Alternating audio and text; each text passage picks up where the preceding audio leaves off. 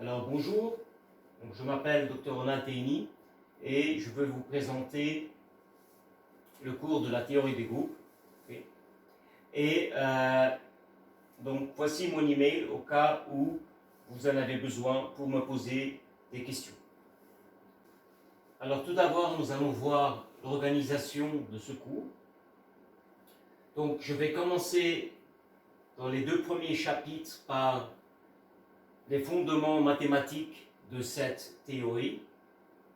Donc introduire lors du chapitre 1 les différentes notions de base de cette théorie et les différentes définitions.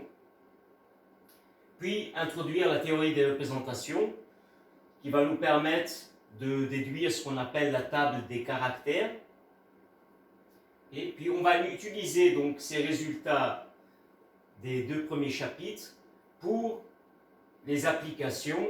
Lors du chapitre 3, l'application de cette théorie à la physique quantique, puis l'application de cette théorie donc à la spectroscopie moléculaire et l'application de la théorie des groupes à la physique du solide. Donc quelques références. Alors il y a plusieurs ouvrages qui traitent de la théorie des groupes.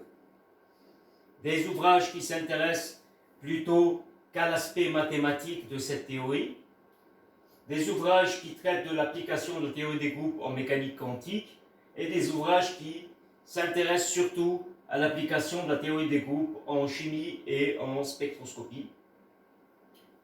Donc mon approche va être un peu donc, un mélange de ces deux dernières approches.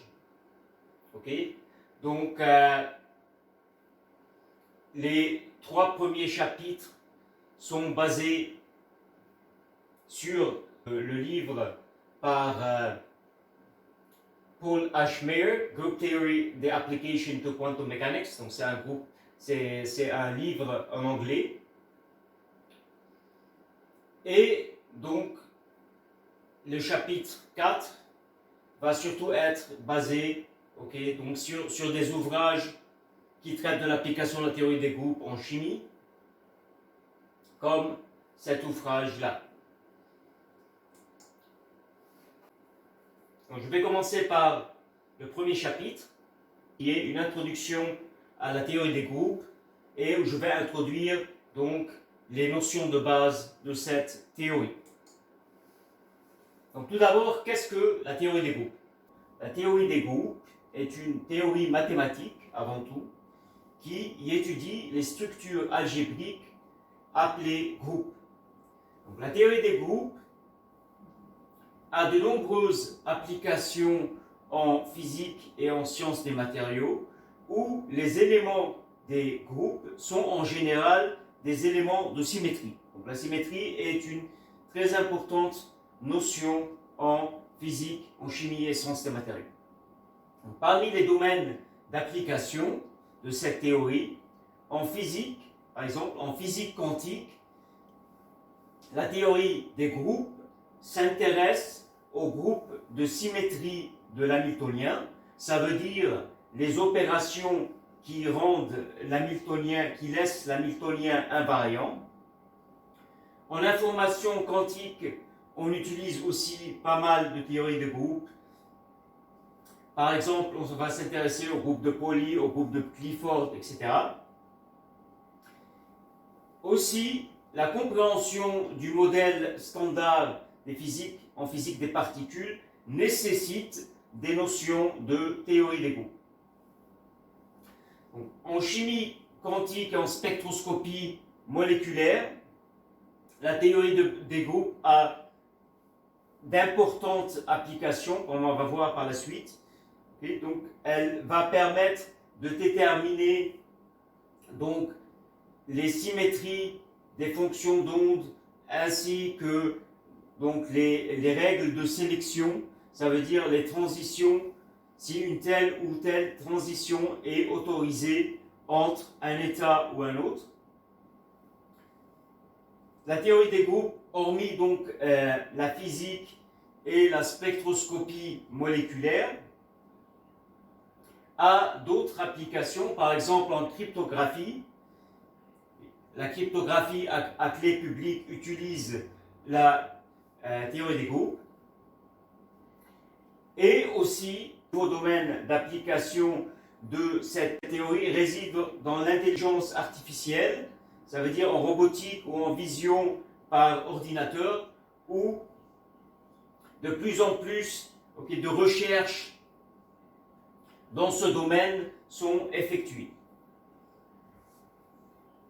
Par exemple, on va prendre quelques exemples d'application de la théorie des groupes en physique moléculaire.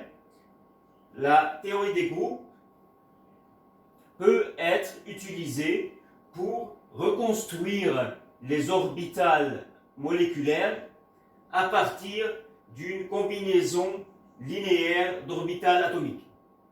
Alors, la théorie des groupes, dans ce cadre, va nous permettre de déterminer donc la composition de ces orbitales moléculaires en fonction des orbitales atomiques. On va pouvoir définir des orbitales adaptées en symétrie, on appelle ça, et exprimer les orbitales moléculaires comme étant une combinaison linéaire de ces orbitales.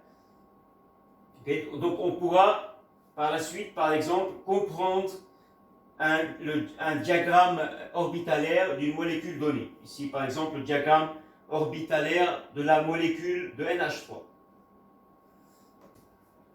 Parmi les applications les plus courantes de la théorie des groupes, on peut citer la spectroscopie, son application à la spectroscopie vibrationnelle.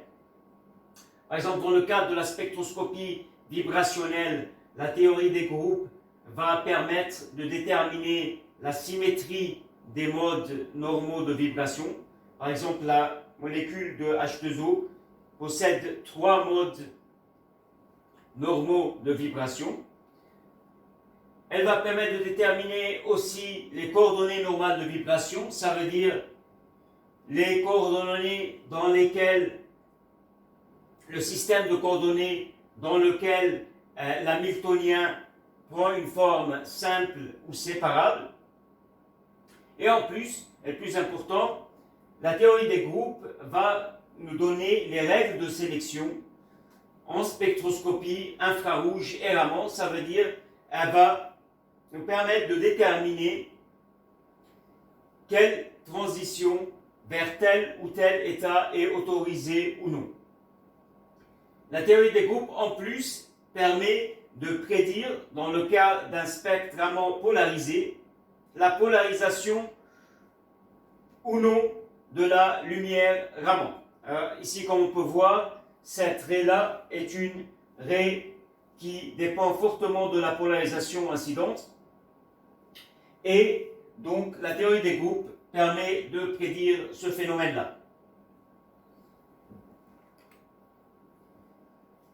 Maintenant, on va définir donc la notion de groupe. Alors, qu'est-ce qu'un groupe?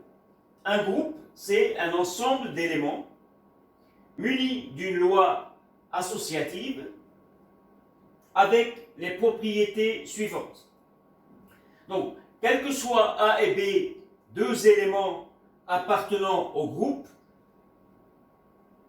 le produit de A et B, par cette loi-là, appartient au groupe. Alors, quand je veux dire produit, ce n'est pas nécessairement la multiplication. Okay? Donc, c'est donc l'action de A sur B par cette loi associative. Alors, ça peut être une multiplication, une addition, une multiplication de matrices, etc. La deuxième propriété importante, c'est l'existence d'un élément neutre.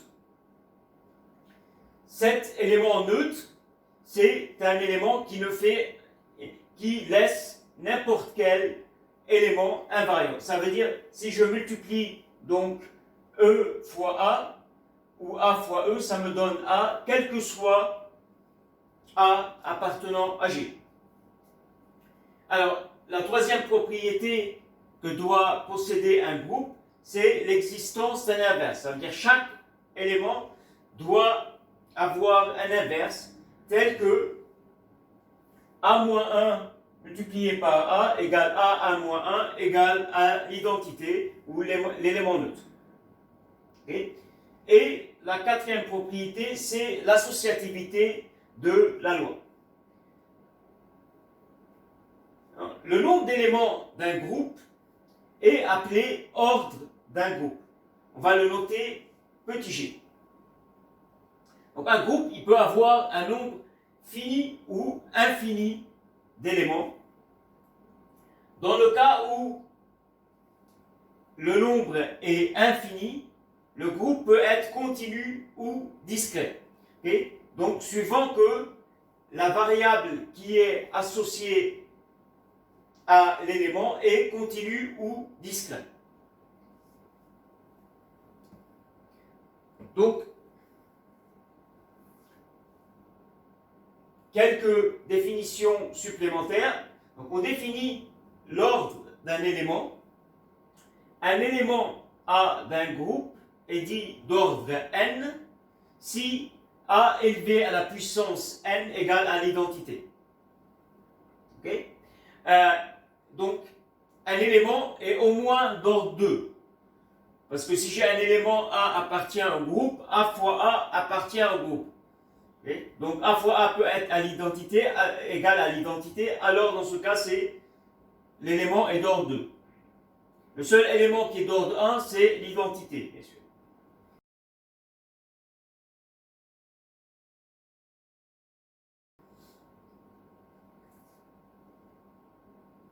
On va définir la notion de groupe abélien. En général, donc, le produit de A fois B est différent du produit de B fois A. Donc, A et B ne commutent pas en général. Alors, si A fois B égale B fois A, quel que soit A et B appartenant à G, alors le groupe est dit abélien. Alors, c'est un groupe qui va posséder des propriétés importantes. On va voir par la suite. Un groupe est dit cyclique lorsqu'il peut être généré par un seul élément A. Ça veut dire que n'importe quel élément de ce groupe peut être exprimé comme une puissance de l'élément A. Okay? Donc, le groupe va être composé de A au carré, A au cube, etc., etc. Et forcément, dans ce cas-là, A à la puissance G, okay, où G est l'ordre du groupe, le nombre d'éléments du groupe, va être égal à l'identité. Alors pourquoi? C'est parce que si A au cube, A à la puissance n, disons, avec n inférieur à G égale à l'identité, dans ce cas-là, okay, l'élément ne génère pas tout le groupe. Il va générer juste ces trois éléments-là. Ça va être un sous-groupe. On va voir la définition d'un sous-groupe par la suite. Mais les autres éléments ne vont pas être générés par cet élément-là. Okay? Un groupe cyclique est forcément abélien parce qu'un élément donné commute avec ses puissances. Alors, un important théorème qui va être utile par la suite, le théorème de réarrangement. Soit j'ai un groupe fini d'éléments.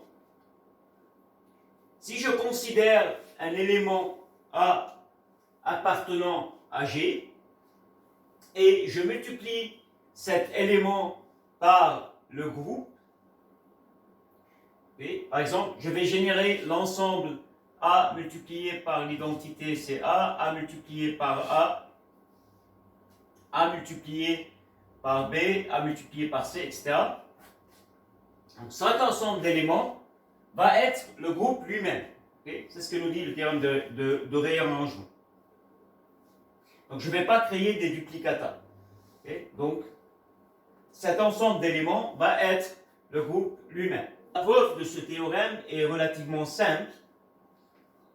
Donc, si on considère A et B deux éléments de G, alors A multiplié par B, c'est un élément qui est différent de A et différent de B. Alors pourquoi? Parce que bon, si A multiplié par B est égal à A, alors A-1 fois A fois B égale à l'identité, implique B égale à l'identité. Si B est égal à l'identité, A multiplié par B est égal à A. Bon. De même, donc si A multiplié par B est égal à B, alors on a que donc A, B, B-1 égale à l'identité. Donc A égale à l'identité. Donc si A égale à l'identité, je vais générer le groupe dans le même ordre. Donc ça, c'est deux résultats différents. Maintenant, si c'est deux résultats évidents. Maintenant, si on considère un autre élément D, par exemple, qui est différent de B, alors A multiplié par D va être différent de A multiplié par B. Alors sinon, si on multiplie alors par A-1 ici et par A-1 là, ok, donc je vais obtenir, donc si A multiplié par D égale A multiplié par B, donc je multiplie par A-1 et A-1 de ce côté-là, donc j'obtiens B égale à D. Okay, donc j'ai supposé qu'il est différent.